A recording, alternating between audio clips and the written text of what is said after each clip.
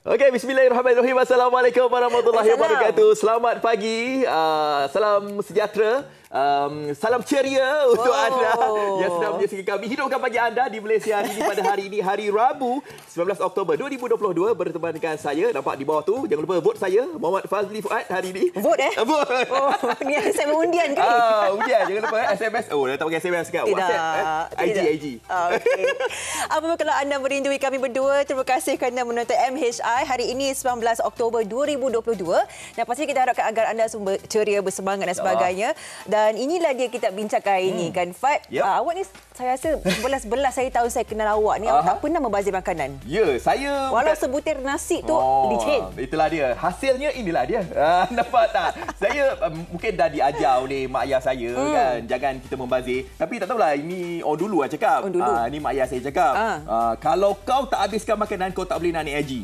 Pernah dengar? Pernah. Pernah dengar juga? Pernah. Tapi itulah sebabkan persepsi tu, saya dah besar nak naik haji. Itu yang kata orang apa, sebutir tu pun rasa macam sayang nak tinggalkan. Itu yang kadang-kadang bukan saya punya nasi je, orang sebelah punya nasi tak habis, saya habiskan juga. Sebab saya ni dia macam sayanglah makan makanan ni. Macam itulah ceritanya. Sebab saya bila makan dengan awak, walaupun saya bazir sikit tu, tapi awak dah sound saya dah. Ya, kena habiskan.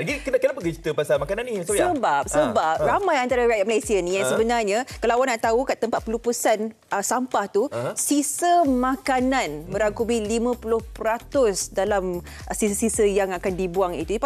Bayangkanlah berapa banyak sampah yang terdiri daripada sisa makanan ni yang kita bazir setiap hari. Sampai 50% tanah tu semua makanan je, sisa makanan je.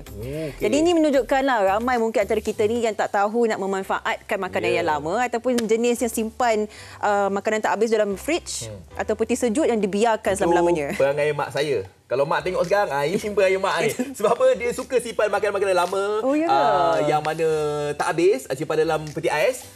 Kononnya nak perangatkan. Nak makan esoknya tapi tak ada. Ni harapkan awak habiskanlah tu. Dah pindah kan? Dah tak ada rumah sama. Itu yang penuh dekat dalam peti ais tu. Tapi itu kita tak naklah anda semua ikut perangai macam tu. Kalau boleh itu kita jangan membazir makanan tu. Tak apa, kita pasal makanan nanti kita akan kongsikan sebentar lagi bersama dengan pakar kita. Apa yang kita nak kongsikan sekarang ini adalah keadaan cuaca di Malaysia. Ya, tinjauan pagi ini di setiap negeri. Utara hingga ke selatan memang hujan pagi ini. Jadi ini yang kita memang dah boleh jangkakan lah sepanjang musim inilah kan. Jadi kami harapkan agar anda di mana jua anda berada, pastikan anda memastikan perjalanan keadaan kereta anda okey supaya anda kekal selamat ke mana jua yang anda akan pergi selepas ini. Ya, betul. Okey, keadaan cuaca di Sabah Sarawak termasuk Labuan pun sama sahaja, hujan. Okey. Alright. Jadi macam Sofia sebutkan tadi, kena rancanglah perjalanan anda. Kita risau sebab ada amaran monsun. Betul. Dan juga ribut taufan dan sebagainya. Pastikan keselamatan anda. Apapun kita balik semula kepada topik ini, pembaziran makanan ini. Ini antara yang perlu kita tahulah. 17,000 tan sehari. Makanan sisa sahaja. Makanan sisa sahaja. Tahu tak anda bahawa 17,000 tan sehari tu yang dibazirkan tu, kalau ikutkan kita boleh bahagi-bagikan sebanyak 7 buah kolam renang Olimpik. Itu dalam masa satu hari saja yang dibazirkan. Dan 4,000 tan tu boleh bersamaan boleh memberi jutaan makanan kepada orang-orang yang memerlukan. Okey, Babon, kita saksikan bingkisan ini. Ya.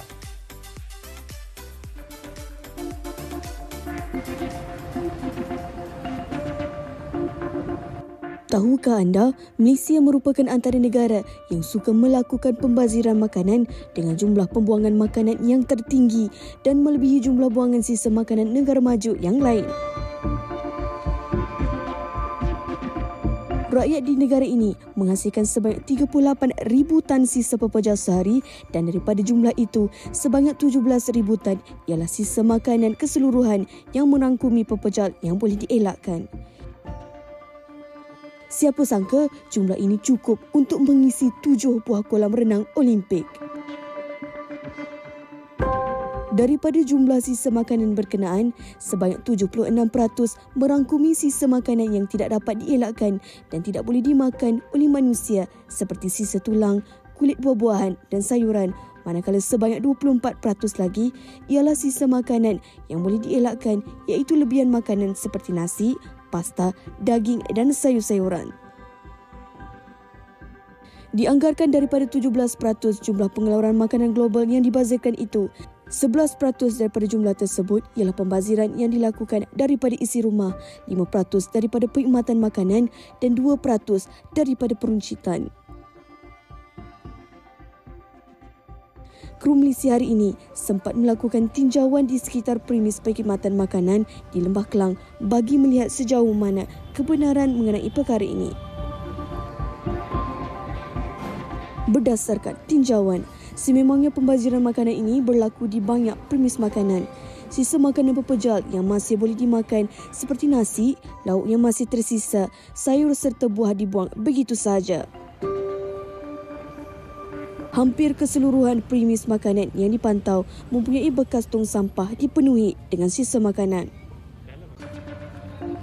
Memang tidak disangka lagi, jumlah sisa makanan yang dibuang akan mencapai 17,000 tan sehari, malah boleh melebihi jumlah tersebut jika rakyat Malaysia terus melakukan pembaziran. Dari sudut orang ramai pula, adakah mereka bersetuju rakyat Malaysia sering melakukan pembaziran makanan dan apa pula pandangan mereka? Pendapat saya setuju, rakyat Malaysia memang banyak pembaziran makanan. Itu kerana nafsu mereka lah. Bila kita ada pendapatan yang lebih, jadi keinginan kita tinggi. Keperluan kita dengan kehendak kita tak dapat bezakan. So dari situ dapat banyak pembaziran yang berlaku lah antara makanan. Bagi pendapat saya lah, Malaysia ni kira orang kata makanan tu mudah dapat lah. That's why lah mana kita makan-makan ni, jadi benda tu tak susah nak cari. Saya setujulah kot. Sebab kalau bulan puasa banyak yang pembaziran lah kalau kita tengok. Saya setuju. And then antara sebab dia is because of, as we know dalam Malaysia, kita ada banyak pelbagai makanan. So sometimes orang akan makan ikut nafsu tau. Nak makan itu, makan ini. Tapi end up, there's one time bila you makan, end up portion yang terlampau banyak tu tak habis pun. Pembaziran makanan bukan satu perkara yang boleh diambil mudah, malah sekiranya tidak dicegah, jumlah peratusan sisa makanan itu akan terus meningkat serta memberi kesan jangka panjang kepada kelestarian alam. Bukan itu sahaja, beringatlah di luar sana masih ramai yang terpaksa mengikat perut ketika anda sedang membuang makanan. Jadi, hargailah setiap detik anda menikmati makanan itu. Saya selalu ada pemikiran ni, biar makanan tu tak cukup sebab kita boleh agih-agihkan sampai cukup daripada kita mempunyai makanan yang terlampau banyak, eksesnya sama membazir. Sebab siapa nak makan lepas tu? Ada orang yang kalau saya kata bazir makanan ni ketika macam ambil buffet lah. Dia kan tengah lapar, semua dia dipulun. Kan? Dan saya rasa statistik ni naik ketika musim-musim perayaan, betul, buka puasa dan sebagainya. Okey, kita terus saja bercakap tentang pembaziran makanan ini. Terus saja bersama dengan Puan Razila Muhammad Anwar, Perunding Sijil Makanan Industri. Assalamualaikum Puan, terima kasih datang. Waalaikumsalam, terima kasih jemput saya. Sama-sama. Nasib baiklah saya duduk tengah-tengah. Kalau tak, ni merah apa semua ni. Elok sikit mata memandang ya. Kan? Okey, kita nak cakap tentang pembaziran makanan ni. Kalau ikutkan statistik, 17% pengeluaran makanan global itu adalah sisa makanan dan 11% itu daripada isi rumah. Jadi ianya memang menunjukkan bahawa orang-orang yang kat rumah ni saja yang membazirkan makan-makanan ni, Puan. Macam mana tu? Betul tak? Sebelum kita nak cakap dari sudut isi rumah, kalau ikut negara pun, statistik pernah dikeluarkan oleh SW Corp lah. Iaitu Perbadanan Pengurusan Sisa Pepejal dan Pembersihan Awam. Puratanya menunjukkan negara Malaysia ni paling teratas lah, tangga yang teratas. Dengan puratanya 0.54%, iaitu more than half lah. Lebih daripada separuh berbanding dengan negara-negara maju yang lain. So ini bagi saya agak membimbangkan dan kadar peratusan ini sebenarnya dia meningkat 15 hingga 20%. Terutamanya lebih lagi lah macam Cik cakap tadi, waktu-waktu perayaan. Waktu-waktu bazar Ramadan. Sebab tu bila kita masuk ke waktu-waktu Ramadan ni, kita selalu kita kata remind ataupun ingatkan pengguna ni belilah secara bersederhana kan. Sebab bagi saya ini sangat merisaukan sebab dia berbalik kepada individu tersebutlah. Maksud dia punca-punca ini bukan sahaja daripada isi rumah, tapi peniaga-peniaga juga perlu mengambil inisiatif dan ada kesedaran berkenaan dengan pembaziran makanan ni. So ini merisaukanlah macam tadi Cik sebutkan 17,000. 17,000 ni daripada sisa makanan. Dia campurlah yang boleh dimakan ataupun yang tak boleh dimakan. So dari 17,000 ini sebanyak anggaran 24% yang masih boleh dimakan. Ini kajian yang telah dilakukan di tahap 40%. So makan-makanan yang boleh dimakan ni macam sayur-sayuran, buah-buahan yang kadang-kadang lebam sedikit-sedikit saja, nasi-nasi putih. Itulah 24% ni adalah sebenarnya yang kita cuba nak bendung ataupun kurangkanlah. Puan, tadi kita ada dengarkan Bikisah tadi dia menyebutkan kita ni memang makan ikut nafsu saja. Ya, bila kita ambil makanan tu kita ikut nafsu lah, nasi nak double, nasi bukit, lauk pun penuh tapi akhirnya tak habis. Adakah ini berbalik semula kepada attitude kita, cara pendekatan kita, dan mungkin dua sudut lah sebagai pengguna yang berada di rumah dan juga bagi mereka pengusaha di premis makanan ini. Okey, betul apa yang Puan cakap itu. Sebenarnya ini berbalik kepada cara didikan individu tersebut daripada rumah sebenarnya. So attitude ni sangat penting. Kenapa? Apa yang berlaku sekarang ni adalah habit, tabiat. So bila kita sebut sebagai tabiat itu memang sukar sekali kalau kita nak ubah dia 100%. So benda ini saya rasa perlu dilakukan secara terusan. Maksudnya kempen-kempen dijalankan macam Jom Tapau kan, MySaveFood, kempen kesedaran. Dia bermula daripada didikan daripada rumah dulu. Macam pernah dengar dulu kan, kalau kita tak habis nasi putih kan, makan nasi tu kalau tak habis menangis nasi tu. So benda tu dia kadang-kadang terpinga di fikiran saya. Bila saya tak habis makan, menangis nasi ni, saya pun habis jugalah. Walaupun perut ni dah penuh. Sebab itulah didikan itu sangat-sangat penting untuk nak mengubah tabiat kita. Itulah, daripada kecil lah kita kena didik kan. Supaya tak bagi saya ni memang. Awak mak ayah ajar apa? Tak boleh umrah? Tak naik haji. Tak haji. Kan. Itu yang orang sebelah punya makanan pun saya habiskan juga. Kesian orang sebelah tak boleh naik haji. Okey, kalau kita lihat statistik tu, adakah statistik itu kita boleh lihat memang tak berubah ke ataupun sejak kebelakangan ni ke, ataupun orang Malaysia memang dari dulu sebenarnya yang suka membazir makanan ni? Okey, kalau kita perasan benda ini sudah lama berlaku. Sebenarnya sudah lama berlaku, dan apabila trend ini kita nampak peningkatan, maksudnya dia tak menurun-nurun. Inilah benda yang kita patut risaukanlah. So kalau nak kata negara Malaysia saja, negara lain pun ada juga melakukan pembaziran seperti ini. Tapi kalau kita tengok peratus ni balik, negara Malaysia ranking yang pertama. So ini agak merisaukanlah. Ya, sekarang memang kita tak ada berlaku dalam keadaan yang kebuluran macam negara-negara yang lain yang ada masa kebuluran, tapi pada waktu yang akan datang kalau kita ada menghadapi masalah kebuluran ini, so apa yang kita lakukan pada hari ini akan memberi implikasi yang buruklah untuk pada masa yang akan datang nanti. Membandingkan statistik yang kita lihat tadi kan, beberapa negara lain pun ada juga tapi tak setinggi Malaysia.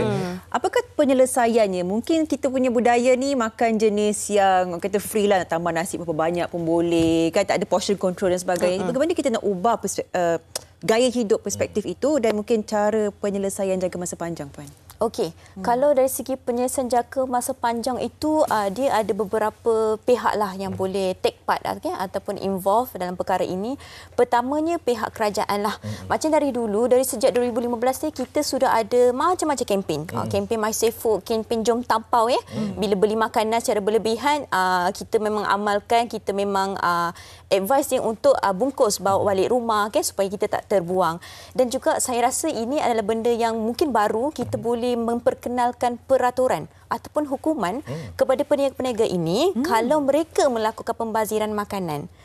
Kita kena cuba memberhentikan dulu dia punya peranan utamanya, barulah yang pengguna ni dia akan follow lah, dia macam tu. So itu adalah antara yang saya rasa agak berat, tapi tak mustahil lah kalau kita mula memperkenalkan benda ini. Ya, okey. Bermula daripada yang menyediakan makanan tu lah sebenarnya kan. Tapi untuk kita ni bermula daripada rumah juga kan. Okey, kita dah tahulah kan, mungkin macam tadi soalan saya tadi kan, yang saya ajukan tadi tu mengatakan bahawa statistik macam tak berubah, kadang-kadang makin naik dan sebagainya. Sebab apa? Sebab kita lihat pelbagai kempen juga telah pun dibuat oleh kerajaan dan sebagainya. Pendidikan dekat rumah pun dah buat. Tapi rasa macam orang kita ni macam dia dah terbiasa. Masuk kiri keluar kanan. Dia macam orang trend orang Malaysia pula sekarang ni kan. Okey, nak tahulah andai kata kalau kita ni terlalu sangat membazir makanan ni, kadang kita tak tahu orang yang berduit ni kadang buang makanan ni dia orang tak terasa. Tapi bayangkan kalau kalau kita sebenarnya kais pagi makan pagi, itu kita akan terasa. Dan kita nak tahulah orang yang macam suka bazir makanan ni, apa antara kesan-kesan yang mungkin kita tak tahu. Kita ingat macam buang saja, macam okey settle lah. Buang kat tong sampah, tak apa, biar yang orang yang kat tong sampah tu yang handle apa semua. Tapi kita sebagai pengguna kita tak tahu kesan. Jadi apa antara kesan ni kalau kita bazir makanan ni? Antara pertama kesan yang utamalah kalau di tapak pelupusan itu bila ada terlalu banyak sisa makanan yang perlu kita dilupuskan, ia boleh meningkatkan pelepasan gas metan. Atau kita panggil methane lah. So gas ini sebenarnya tidak baik untuk kita hidup, dan juga dia boleh menipiskan lapisan ozon. This is the first one lah yang sebenarnya kita agak risau. So ini adalah agak berat lah. Kedua, kalau dari segi isi rumah, untuk yang orang have tu mungkin dia tak terasa sangat lah. Tapi macam dengan orang yang kurang berkemampuan ini, bila kita kira-kira tu sebanyak RM210 dirugilah, mendapatkan kerugian setiap bulan itu kalau lihat pada purata pelupusan sampah daripada sisa makanan itu. So kalau darab dengan setahun dah 2,600 kerugian berlaku. Sebab itulah benda ini dia dari sudut ekonomi pun dia boleh beri implikasi yang buruk. Dari segi kita punya udara, environment pun ada implikasi dia. Jadi kita melihat itu implikasi dari sudut ialah environment dan ke masa panjang. Tapi kita fikirkanlah kalau lain kali kita nak bazir makanan, kita fikir ada keluarga gelandangan di luar sana yang tak makan dari pagi sampai ke petang, dan kita tergamak untuk membuang, bazir makanan tu dibiarkan luput dalam peti sejuk. Kenapa? Ya, tapi ada juga di antara peniaga ni yang tak habis dia punya jualan makanan tu, dia sedekahkan kepada orang, ada juga. Ada juga. Kan? Okey. Terima kasih cakap kepada puan kena datang bagi berkongsi tentang bazir makanan. Mungkin ada di antara kita yang macam tak sedar kan, kita bazir semua kan. Tapi kita dah bawakan untuk anda di Malaysia hari ini, jadi kita macam tersedar jugalah. Jadi anda semua kalau lepas ni nak beli makanan ke, nak beli barang dapur dan sebagainya, kena berpada-padalah. Macam yang puan sebutkan tadi, kita boleh save RM210 tu bulan. Kan banyak tu. Saya pasti yang saya menonton sekarang ni dah terus bergegas ke peti sejuk nak clearkan makanan lama. Bagus. Bagus. Teruskan. Bercakap tentang nak clear makanan lama ni, tahu tak kalau makanan lama yang macam nak expired, nak tamat tempoh sebenarnya? Roti. Kita boleh buat juga ada makanan-makanan lah. Ada dia punya resipi-resipinya lah. Dan juga lepas ni kita nak bersama dengan Chef Yang Jamel dengan ceritanya dia nak masak nasi goreng udang galah lauk semalam. Apa? Nasi goreng udang galah lauk semalam. Okey, kita akan bersama dengan chef selepas ini. Okey, jangan ke mana-mana. Terima kasih puan. Thank you. Action. Aduh, aku ni tak lagak ni. Makanan membazir, nasi banyak, roti banyak, peti ais penuh. Siapa nak makan? Ya Allah, ya Tuanku. Beli agak-agak lah nak beli makanan.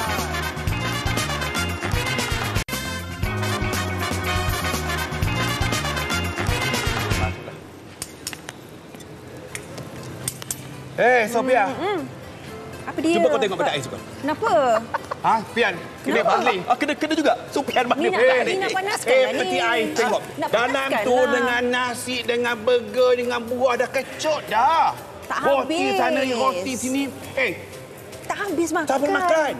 Bazir ya. Sopian suka bazir. Lain kali dah beli barang, pergi pasar malam ke, pergi ke Mataf ke apa ke, buat rancangan dulu. Hari ni ayah beli. Kau jangan beli. Hari ni mak beli, kau jangan beli. Ini yang beli serentak. Apa nak makan? Membazir. Yang jadi mangsanya tong sampah. Itu yang tak suka tu, membazir. Rakyat Malaysia ni suka sangat membazir tau. Termasuk kau ni. Sama. Okey dah, kan. Okey. Tengok dah. Nasi ni. Nasi malam ni. Dapat chef in character dapat nak. Siapa nak makan? Ni roti siapa nak makan ni?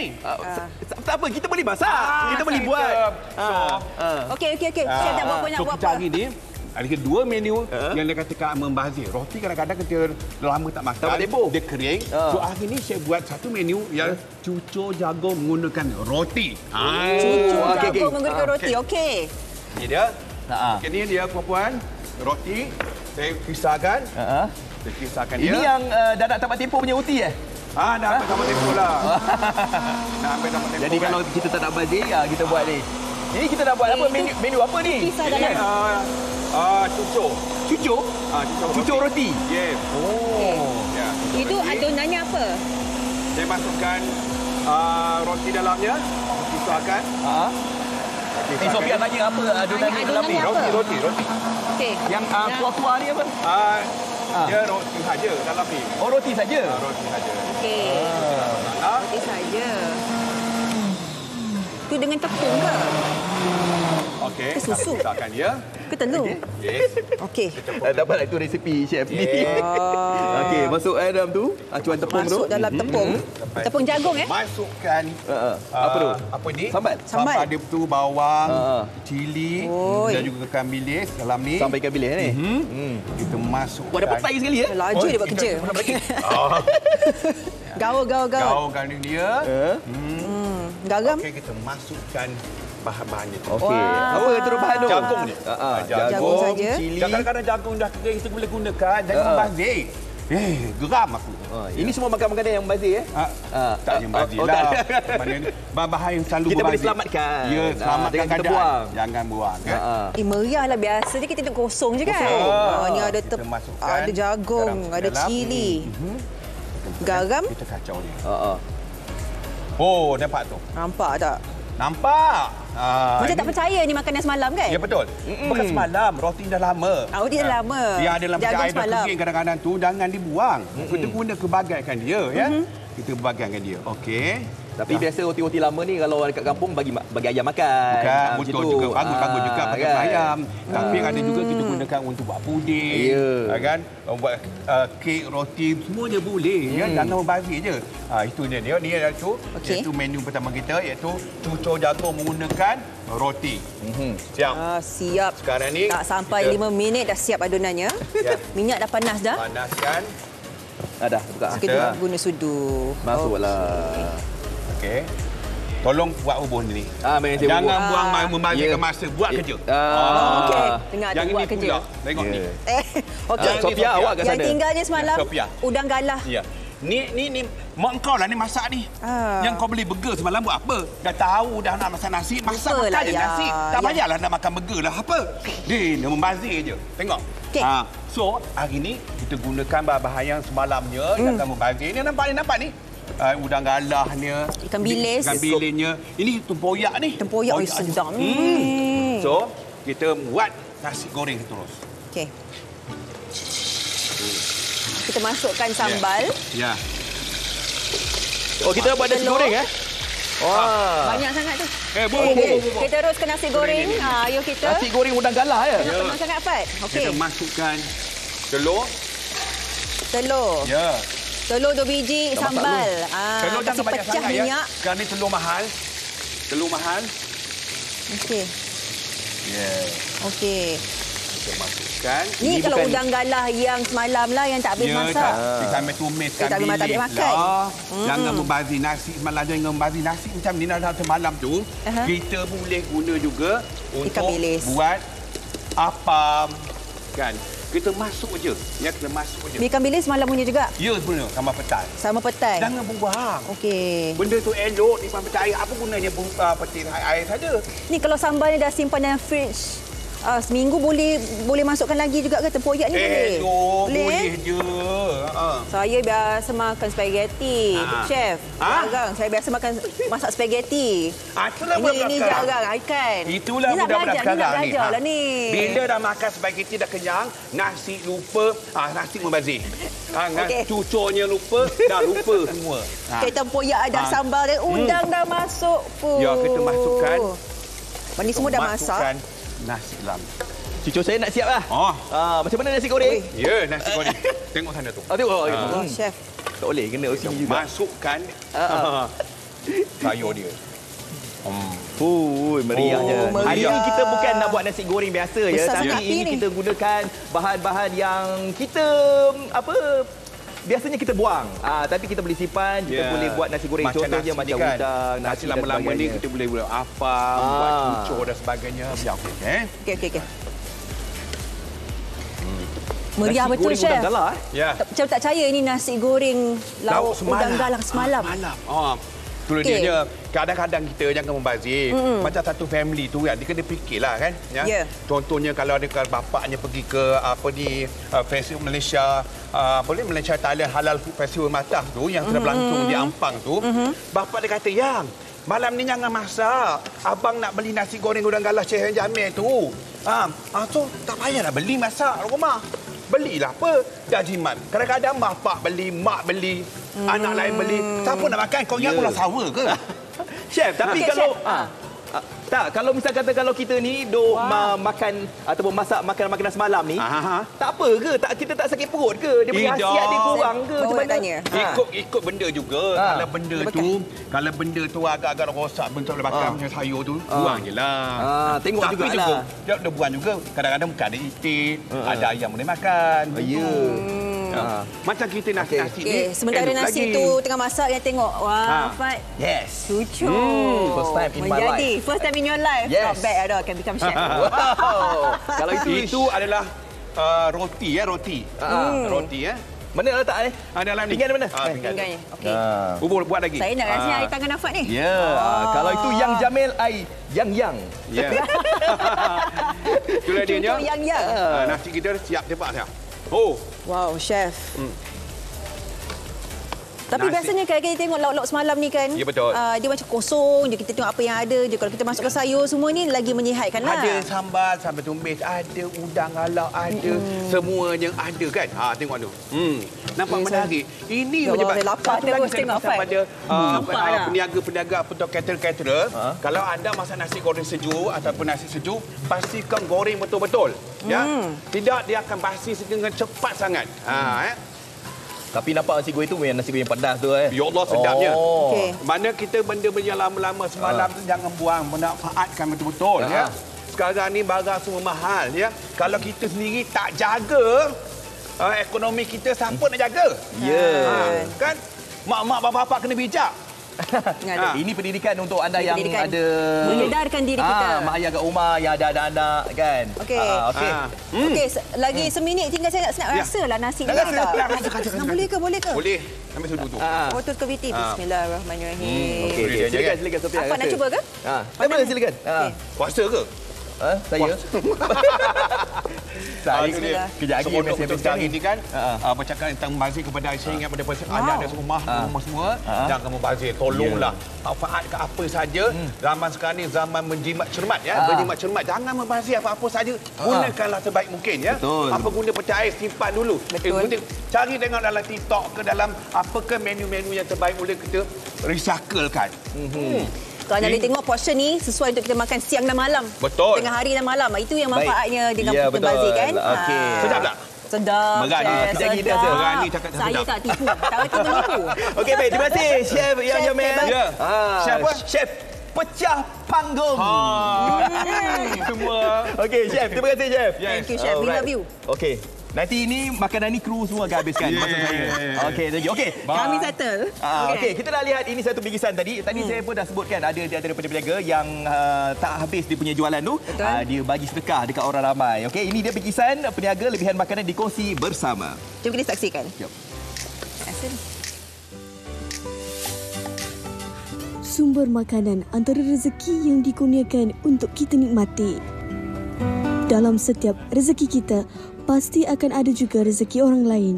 Ini antara kata-kata yang didengari daripada peniaga yang turut berkongsi rezeki mereka kepada yang lebih memerlukan. Mari ikuti perkongsian ini. Projek gelandangan ni saya start buat masa PKP yang kedua. So masa tu saya tak pernah fikir nak balik gelandangan, tapi certain ada kadang gelandangan ada yang datang. So masa yang macam tu saya memang belanja makan je lah. So diorang duduk, diorang nak duit, saya kata tak ada duit. Tapi kalau setakat makan minum boleh, duduk je saya belanja. So one day tu ada satu organizer saya kenal daripada dia order food panda dengan saya. So dia tanya one day boleh tak kalau saya nak order. Saya ingat kan okey lah boleh. So one day satu hari dia kata saya nak hari-hari bagi kat gelandangan. So start situ lah. Selama beberapa bulan sebelum saya accident, every day 20 set saya akan buat. So macam saya pun dulu masa kerja hotel pun sama juga apa macam barang-barang layover ni. Kalau macam hot food kan, macam yang dah masak, kita boleh bagi kat gelandangan, tapi Kalau macam barang makanan yang sejuk, so dia 4 jam je. So dalam masa 4 jam, kalau makanan tu tak terusik, memang kena buang lah. So memang situ memang wastage memang banyak lah.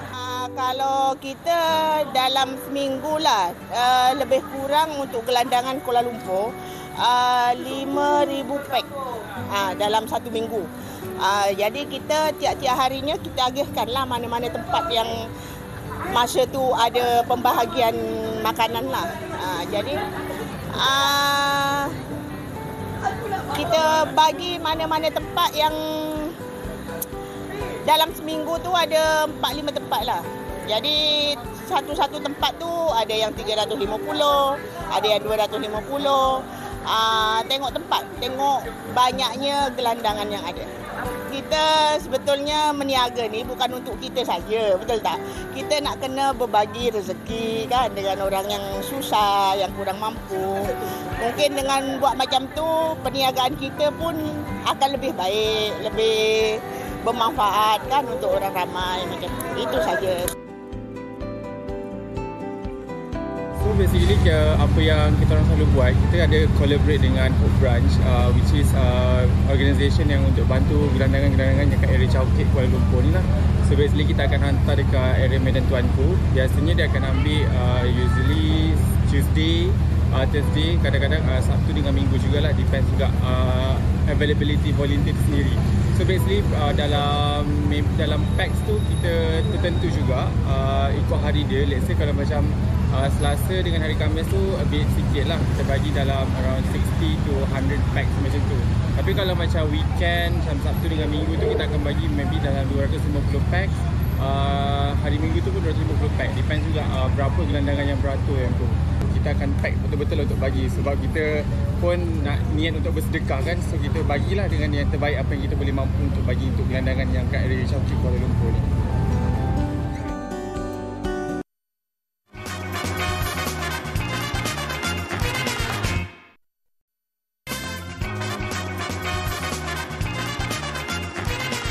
Masih menghidupkan pagi anda di Malaysia hari ini, dan di segmen kali ini kita akan membincangkan tentang cara untuk kita menitik beratkan pembangunan sosioekonomi penduduk negeri Pulau Pinang. Kita terus bersama dengan Datuk Aziz bin Bakar, Ketua Pegawai Eksekutif Perbadanan Pembangunan Pulau Pinang PDC. Assalamualaikum Datuk. Assalamualaikum. Sihat ya? Alhamdulillah. Alhamdulillah Datuk. Terima kasih meluangkan masa pagi ini. Mungkin Datuk sendiri boleh kongsikan bersama kita ya. PDC sebagai agensi di bawah Kerajaan Negeri Pulau Pinang ni, apakah fokus oleh PDC dan inisiatif yang dilaksanakan untuk membantu para peniaga, para usahawan kecil dan sederhana sepanjang pandemik satu ketika dulu di Pulau Pinang sendiri, Datuk? Ya, terima kasih Sofia. PDC telah ditubuhkan pada tahun 1969 dan teras aktiviti utama kita adalah membawa pembangunan ke negeri Pulau Pinang, terutama dalam sektor perindustrian. Kita membangunkan bandar baru, kita membangunkan kawasan-kawasan perindustrian. Semasa pandemik COVID-19 yang melanda negara kita, ramai usahawan-usahawan industri kecil dan sederhana dan perusahaan kecil yang terkesan, terutamanya semasa Perintah Kawalan. Ya, betul. Perintah Kawalan Pergerakan. Sebagai itu, sebagai sokongan kerajaan negeri Pulau Pinang kepada usahawan dan pegiat industri kreatif yang terkesan ini, PDC telah bertindak sebagai agensi pelaksana kepada satu skim yang kita panggil skim pinjaman kelangsungan perniagaan Pulau Pinang atau PKS, dan skim pinjaman ini adalah skim pinjaman mudah tanpa faedah dan cagaran lah. Jadi sebanyak 2,170 penerima yang telah mendapat manfaat daripada skim ini yang melibatkan peruntukan sebanyak 37.2 juta yang telah kita beri pinjaman kepada usahawan-usahawan yang terjejas untuk membantu mereka meneruskan perniagaan lah. Alhamdulillah. Ini antara inisiatif yang cukup baguslah sebab semua terkesan ketika pandemik ini. Dan mungkin Datuk ingin perincikan juga, antara kita tahu adalah tentang skim pinjaman harapan SPH yang juga ditubuhkan. Mungkin nak kongsikan apakah tujuan sebenar dan secara fokusnya manfaat apa yang ingin diberikan kepada para usahawan di Pulau Pinang, Datuk?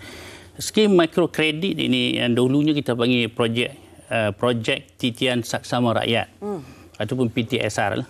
Dan sekarang pada tahun 2018 kita menjenamakan semula kepada skim pinjaman harapan SPH untuk rakyat-rakyat peniaga-peniaga di negeri Pulau Pinang.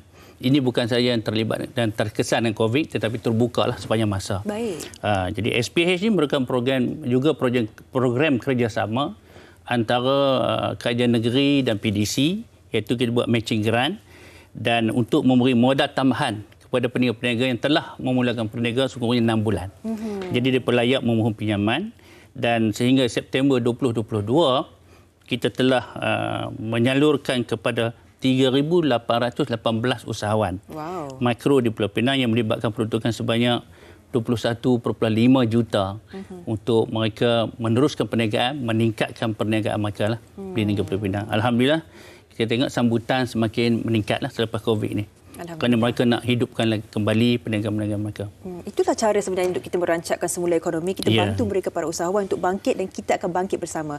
Dan PDC juga sangat cakna dengan tanggungjawab social corporate membantu mereka yang memerlukan dalam komuniti setempat. Mungkin Datuk boleh kongsikan sendirilah berkenaan dengan inisiatif yang dilakukan.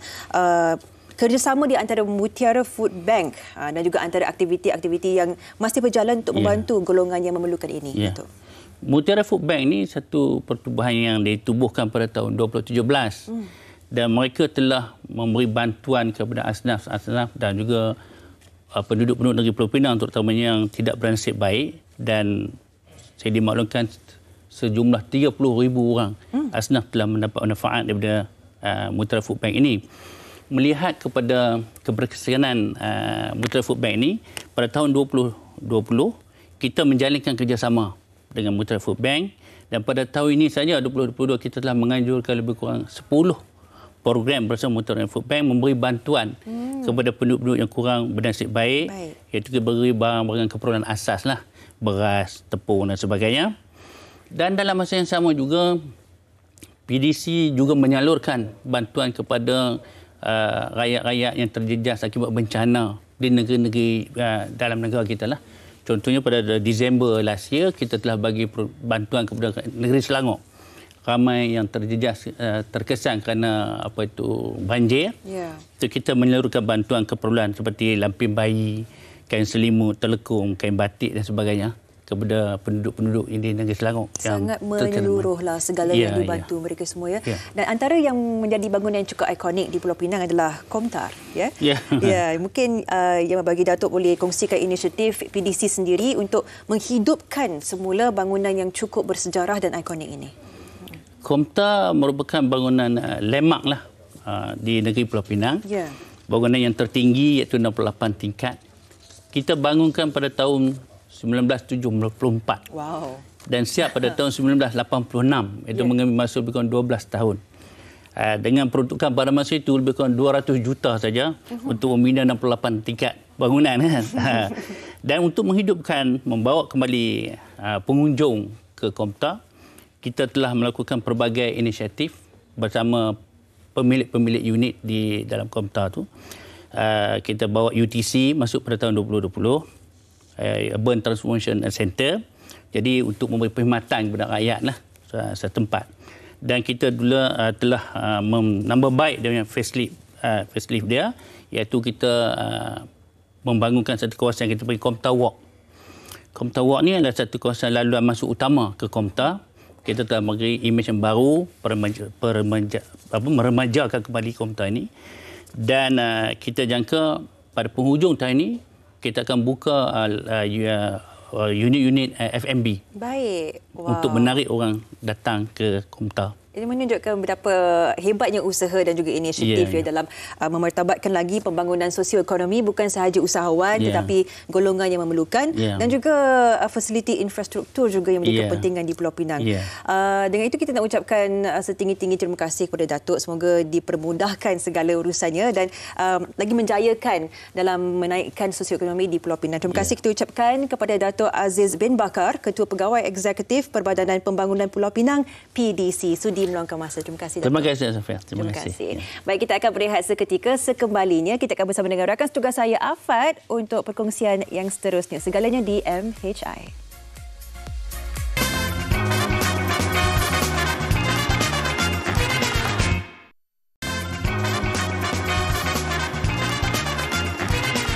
Okey, kembali lagi pastinya di Malaysia hari ini, dan kalau anda perhatikan di sebelah saya tak nampak tapi nampak sikit saja, ini ada hasil perkayuan yang cukup estetik dan mempunyai nilai-nilai yang tersendiri. Dan kalau kita bercakap tentang kayu kayan ni sebenarnya untuk pengetahuan anda bahawa permintaan kayu kayan di Malaysia untuk pasaran ekspor mencatatkan peningkatan 13.8% ataupun 13.2 bilion ringgit pada suku kedua tahun ini berbanding tahun yang sama pada 2021.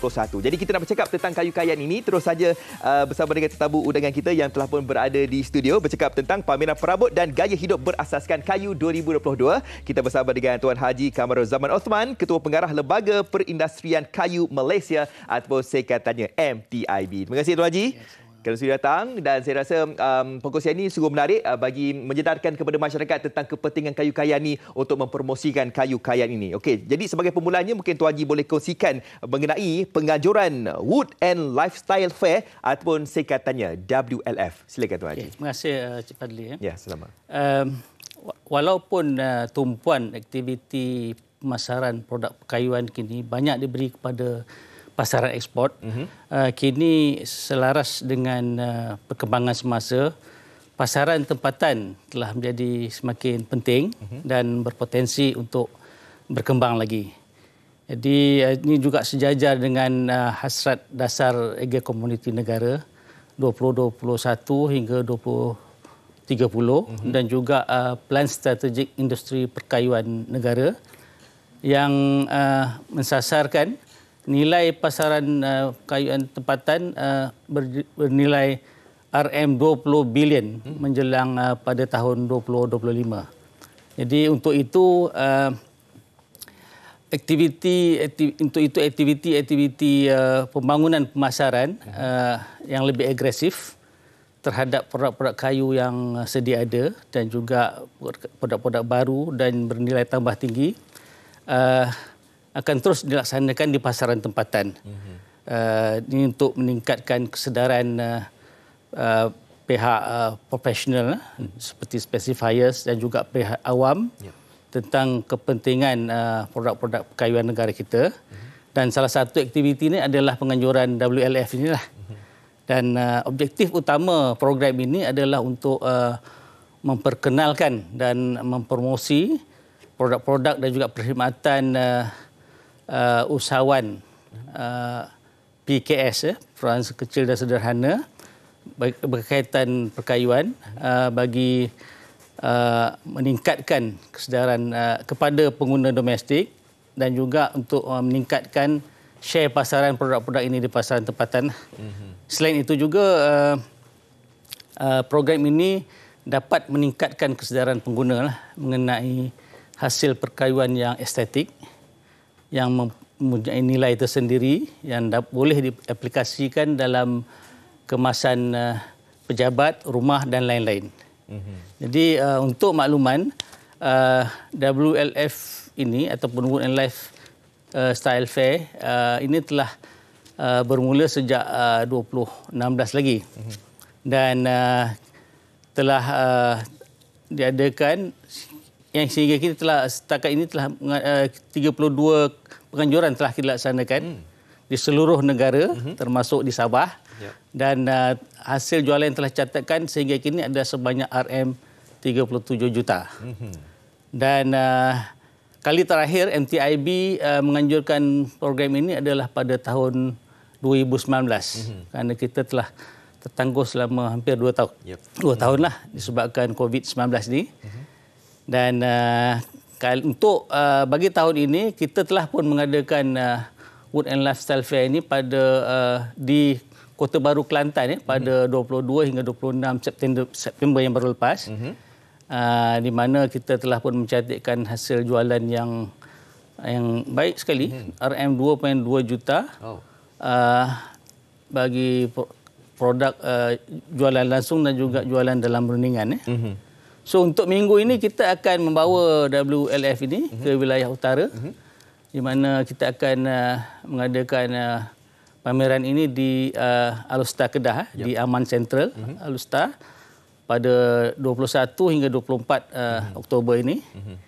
Dan kita harap pengunjung-pengunjung di wilayah sana akan ramai datang. Dan sebelum seterusnya kita akan terbang ke Sabah pada 11 hingga 13 November tahun ini. Okey, kita ada seminit setengah saja berbaki Tuan Haji. Jadi apa yang Tuan Haji katakan tadi itu memang kata orang tu benar-benar mendapat sambutan lah kan berkaitan dengan penganjuran kali ini. Jadi kita nak tahulah apa antara aktiviti-aktiviti yang menarik yang bakal disajikan kepada mereka yang datang ke WLF di Alustar hujung minggu nanti. Silakan. Sebagaimana biasa dalam penganjuran WLF ini kita akan mengadakan pameran jualan perabot seperti kabinet dapur, wardrobe dan juga set ruang tamu, ruang tidur. Termasuklah juga kaf tangan kayu seperti ukiran. Di samping itu kita juga akan mengadakan timber talk berkisar mengenai lean management dalam perkayuan dan juga sistem pengesahan legality dalam perdagangan kayu. Samping itu juga kita juga akan mengadakan demonstrasi ukiran kayu dan juga bagaimana untuk membuat minyak wangi daripada pati gaharu. Wow. Okey, untuk kanak-kanak pula kita ada pameran mewarna untuk kanak-kanak dan juga pertandingan kuis. Dan seterusnya kita juga ada persembahan baskes dan juga cabutan bertuah. Ya, itu antara aktiviti yang menarik yang akan berlangsung nanti di Aman Sentral Kedah. Ya. Okey, jadi yang terakhir apa harapan Datuk berkaitan dengan penganjuran ini nanti Datuk?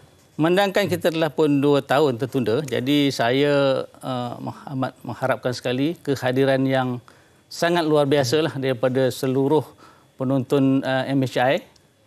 Dan untuk minggu ini saya menyerulah semua penonton-penonton MHI yang ada di sekitar Alustar dan juga di negeri Perlis dan Pulau Pinang dan Pahang untuk beramai-ramai turun ke di Aman Central di ruang lega Aman Central untuk menyaksikan pameran-pameran produk perkayuan ini, perabot ini especially, dan kita berharap jangan lepaskan peluang ini untuk mendapatkan produk-produk perabot yang berkualiti dengan harga yang sangat berpatutan. Ya.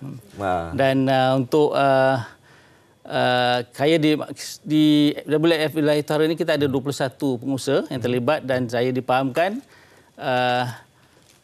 ramai yang akan menawarkan diskaun yang sangat menarik pada mereka yang akan hadir di sana. Untuk maklumat lanjut anda boleh layari www.mtib.gov.my ataupun boleh like Facebook mereka iaitu Malaysian Timber Industry Board. Okey. Baik, terima kasih Tuan Haji atas masa yang diberikan. Jadi kepada anda semua yang berada di sekitar Kedah, Pulau Pinang, Perak, berada dekat utara lah kan, boleh pergi dekat Aman Sentral pada 21 hingga 24 Oktober 2022 untuk anda membeli perabot, nak lihat pameran perabot dan sebagainya. Dan bulan 11 nanti akan ke Sabah pula. Terima kasih diucapkan kepada Tuan Haji Kamarul Zaman Osman, Ketua Pengarah Lembaga Perindustrian Kayu Malaysia ataupun MTIB. Kita nak bersama dengan Sofia. Silakan Sofia. Saya duduk di sini kan saya teringat lagi rasa nasi goreng yang dimasak oleh chef tadi. Tapi apa pun nak kongsikan apa yang dititipkan oleh para penonton MHI di laman Facebook MHI. Dikatakan di sini Assalamualaikum Faduk sini. Waalaikumsalam. Bagi salam saya ke? Ya, ada komen ni. Assalamualaikum.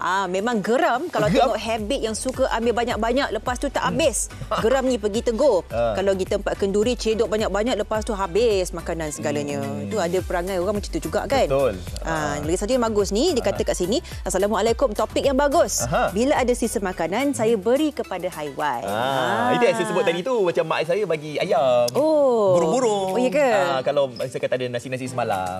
Itu kalau mereka yang berada macam ada taman apa semua kan. Tapi ini untuk kita yang semua tak ada fasiliti apa semua tu, tak ada binatang ternakan, boleh buat macam chef yang Jamil tadi tu. Macam ayah saya kalau macam ada kulit banana ke apa kan? Pisang. Kulit pisang dia jadi baja. Dia jadi baja. Okey, kita nak melihat apa yang dititipkan di akhbar. Ni di depan berita harian. Okey, cerita siapa? Terpampang di sini Agong titah PRU 15 sebelum monsun timur laut melanda. Ni yang halaman lanjut ni di halaman yang kelima di mana dikatakan ini satu keputusan yang menitik beratkan keselamatan dan kebajikan rakyat mengikut kuasa prerogatif mengikut perkara 55 Kurungan 2 Perlembagaan Persekutuan secara bijaksananya menzahirkan harapan PRU ke-15 untuk diadakan dalam tempoh terdekat lah supaya tidak kata mensulitkan lagi proses PRU yang akan datang ini. Ya, okey. Kita lihat di Utusan Malaysia. Jadi alang-alang kita dah bercakap tentang makanan ni. Ini makanan untuk ternakan pula. Pastikan bekalan makanan ternakan ayam berterusan untuk mengelakkan permainan kartel. Okey, sudah tiba masanya kerajaan mewujudkan sistem stok penimbal dalam industri makanan ayam bagi memastikan jaminan bekalan berterusan selain persediaan menghadapi sebarang situasi luar jangka antara sabotaj, kartel dan pihak yang berkepentingan. Okey, antaranya adalah menubuhkan satu badan bebas lah kan untuk menangani permasalahan ini. Antara yang sangat terkesan kalau tak ada bekalan ayam tu Afad. Tak apalah, cuba makan daging, ikan dan sebagainya. Kita harapkan penyelesaian yang menyeluruh lah bagi isu ini. Tiada lagi kartel. Dan esok kita bawakan topik yang sangat penting khususnya bagi ibu bapa, pemburu senyap di media sosial, pedofilia. Itu akan kami kongsikan pada hari esok. Jadi anda kena tengok Malaysia hari ini pada hari esok 9.30 sampai pukul 10.30 pagi. Okey. Sampai di sini saja. Nama saya Afad. Saya Sofia Nur Suryatun. Jangan bazir makanan. Kita jumpa anda esok di Malaysia hari ini. Bye-bye. Jika memang masih bisa